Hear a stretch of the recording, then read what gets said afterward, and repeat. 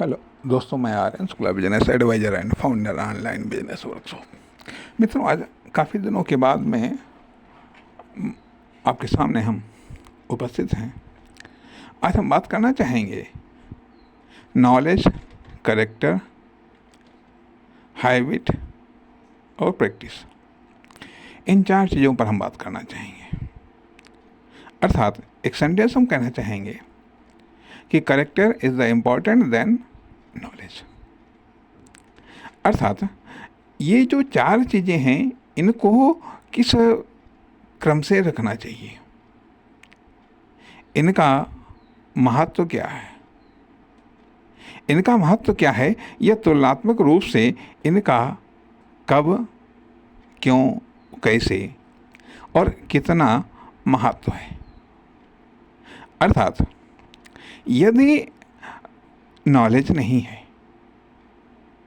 लेकिन करेक्टर यदि स्ट्रांग है, चलेगा। लेकिन यदि करेक्टर लूज है और नॉलेज हाई है तो मामला गड़बड़ हो सकता है।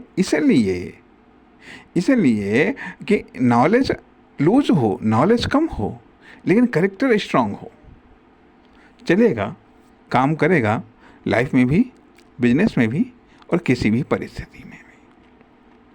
तथा हैबिट और प्रैक्टिस।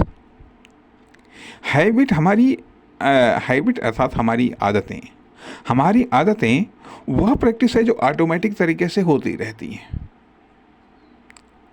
और प्रैक्टिस वह एक्शन है जो प्लानिंग के साथ या कंट्रोल तरीके से हम रिपीट करते हैं। प्रैक्टिस वह जो कंट्रोल्ड तरीके से हम रिपीट करते हैं। हैबिट वह जो ऑटोमेटिक तरीके से रिपीट होता रहता है हमारे द्वारा, लाइफ में भी, बिजनेस में भी या किसी कार्य या किसी परिस्थिति में भी। अब जो हैबिट से हमारी आइडेंटिटी बनती है, और रिपीट करने से जो हम प्रैक्टिस करते हैं, जो कंट्रोल रिपीट करते हैं, इससे हमारी फ्यूचर आइडेंटिटी बनती है।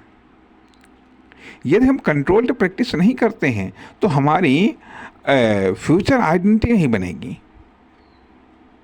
बल्कि जो आइडेंटिटी बनी है, हैबिट के द्वारा जो आइडेंटिटी बनी है वही रिपीट हो रही है।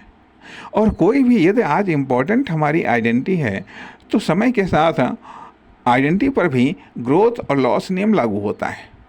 ग्रोथ और लॉस नियम ये कहता है कि संभव है यदि आज हमारी बेहतर हैबिट है तो कुछ समय के बाद में ग्रोथ करेगी और फिर ऑटोमेटिक तरीके से वो डाउन हो जाएगी। अर्थात उपयोगिता वृद्धि नियम, उपयोगिता ह्रास नियम, डिमांड वृद्धि नियम, डिमांड डाउन नियम लागू होता है। इसलिए हैबिट और प्रैक्टिस एक ग्रुप में, नॉलेज और करेक्टर एक ग्रुप में। अर्थात यदि आप नॉलेज नहीं बढ़ा पा रहे हैं तो आप करेक्टर को स्ट्रांग करिएगा। अर्थात करेक्टर से कंप्रोमाइज करते हुए नॉलेज को मत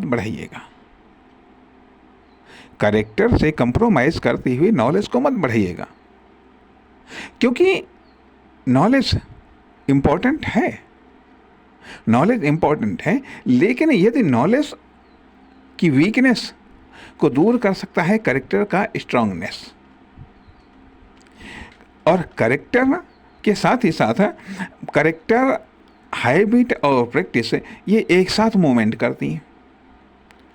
नॉलेज का हो सकता है कि आप मान लिया आप किसी चीज़ में आप बहुत जीनियस हैं, बहुत एक्सपर्ट हैं, हो सकता है उसका कम इस्तेमाल हो, लेकिन करेक्टर, हैबिट और प्रैक्टिस का इस्तेमाल अधिक होता है, हर समय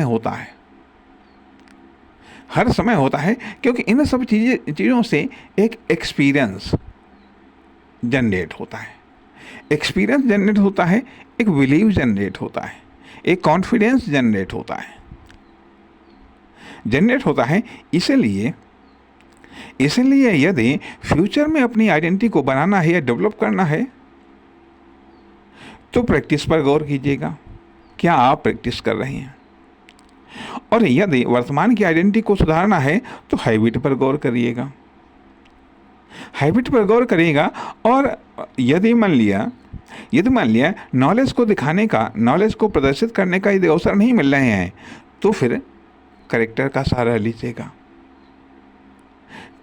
सहारा लीजिएगा। हालांकि कैरेक्टर की लूजनेस नॉलेज की स्ट्रांगनेस कवर नहीं करती, लेकिन नॉलेज की कमी को कैरेक्टर की स्ट्रांगनेस कवर करती है। लाइफ में भी, बिजनेस में भी, किसी भी एक्शन में भी। नमस्कार, धन्यवाद।